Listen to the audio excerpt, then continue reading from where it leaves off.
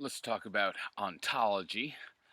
It's the subject of the first chapter of Entanglements, a system of philosophy. What is ontology? It's the study of being. That is, what sorts of things exist. Traditionally, perhaps there are two subdisciplines of metaphysics, ontology and cosmology. I guess I fold them together. Cosmology being more about how whatever it is that exists hangs together in a ordered system or a cosmos, our cosmos. All right, now I take first of all, a materialist position. Um, I mean, let me say that my main commitment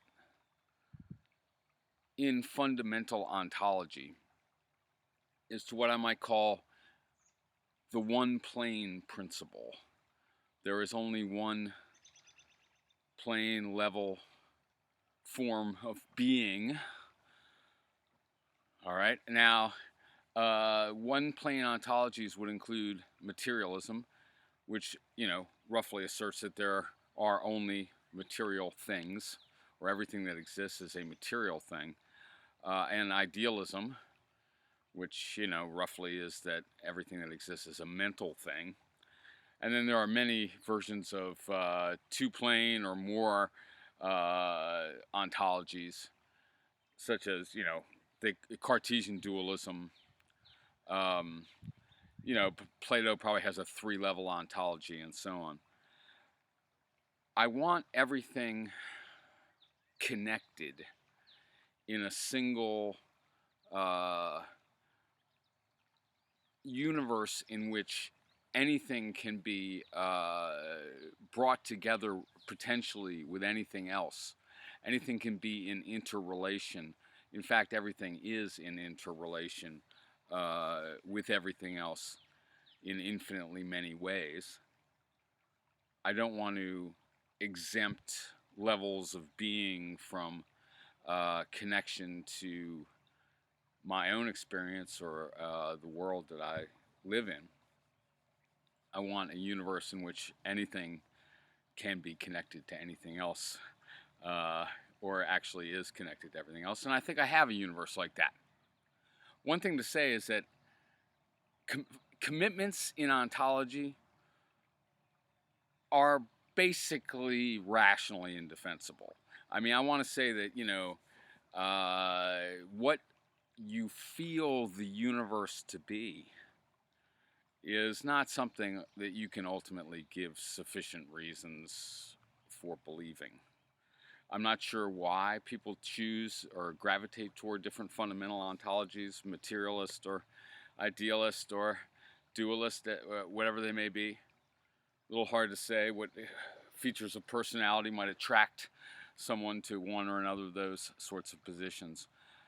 But I'm working in a materialist framework in Entanglements, which also connects me to, a history that I try to tell, at least to some extent, of materialism in the West, starting with, say, the Greek atomists, or really the pre-Socratics as well.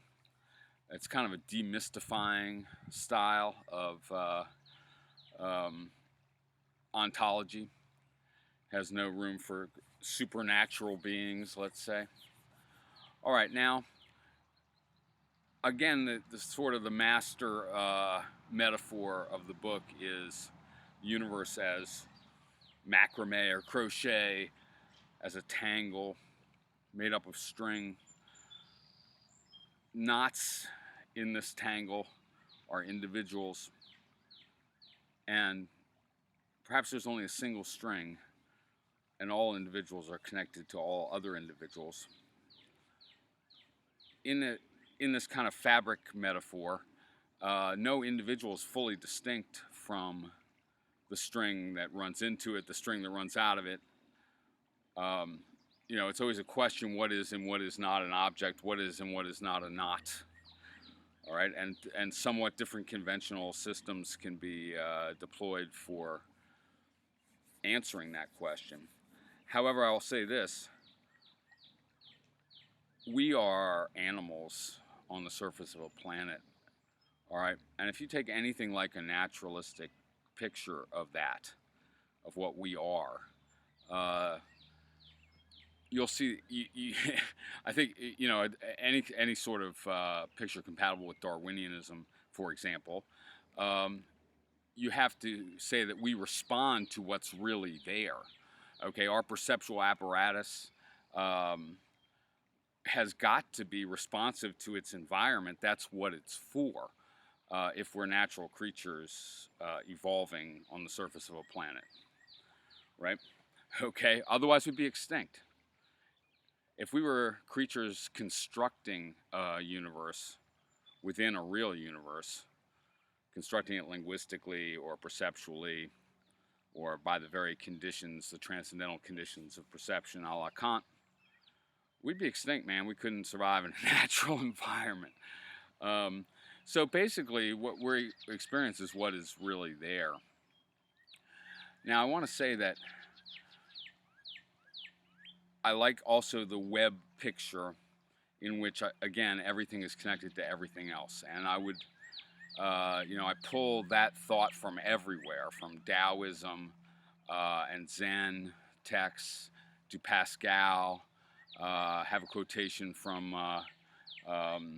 Edgar Allan Poe along these lines, Martin Buber, the relationality of things. Here, I'll read you the Poe. This is from Poe's great essay, Eureka. I actually quote this in the epistemology chapter of Entanglements.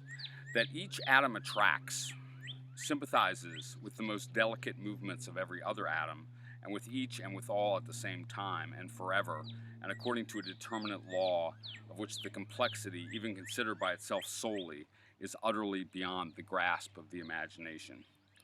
If I propose to ascertain the influence of one mote in a sunbeam on its neighboring mote, I cannot accomplish my purpose without first counting and weighing all the atoms in the universe and defining the precise positions of all at one particular moment.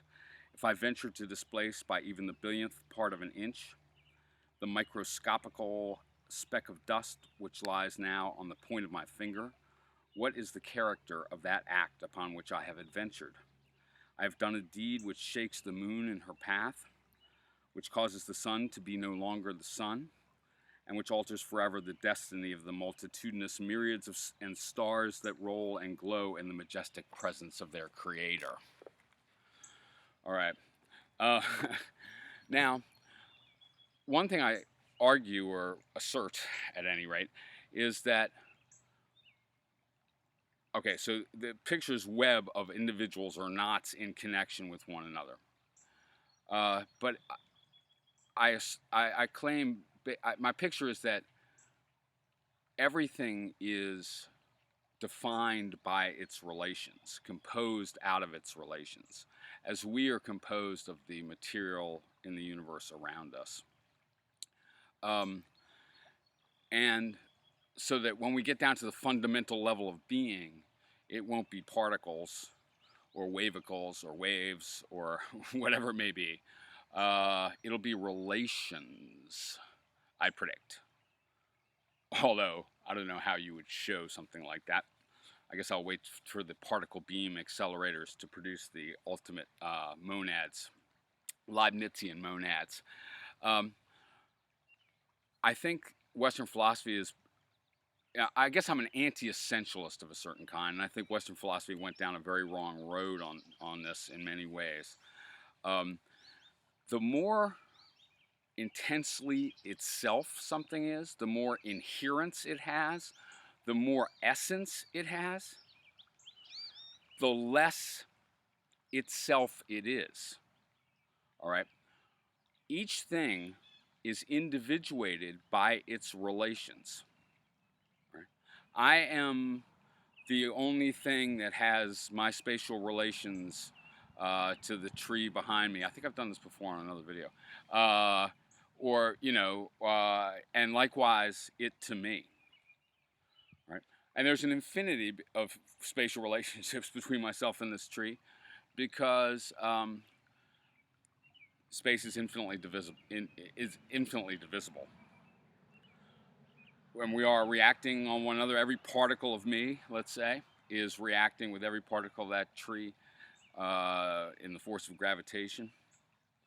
And we are co-composed of elements drawn, from, very generally speaking, the same environment, right?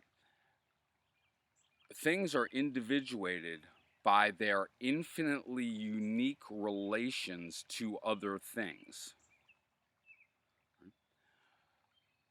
In the Western ontological tradition, often the most real things are the most insular things, and the model of this is human consciousness, which is sealed up in its little chamber, like as again a Leibnizian monad, where you're kind of looking at the representation of a universe from within an inherent, essential selfhood. I think rather than that, each thing is unique in virtue of being uniquely related to other things and becomes more unique as those relationships accumulate for as long as each item, such as ourselves, persists. All right, now, I did want to also quote Thoreau very briefly here on the magic of materialism. All right, Thoreau writes, "What is it to be admitted to a museum, to see a myriad of particular things, compare with being shown some star's surface, some hard matter in its home? I stand in awe of my body. This matter to which I am bound has become so strange to me. Think of our life in nature, daily to be shown matter, to come in contact with it, rocks, trees, wind in our cheeks, the solid earth, the actual world. Contact. Who are we? Where are we?" It's one of my favorite passages from Thoreau. Matter is mysterious and more or less adorable. And it's a bitch, too, of course. You keep stubbing your toe. But I would be happier to have everything spiritual than to have a material, spiritual, ontological gap or divide. I insist on this. I will, because I do, have a universe in which it is possible to tie any two or more things into an assemblage, network, or not, an immanent God or no God at all. That is a universe that is always a challenge to the imagination, or in which it is possible to be creative. All right, so I guess the next chapter is theory of truth, and that's a tough one, but I'll get to that one fairly soon, I would think. Catch y'all later.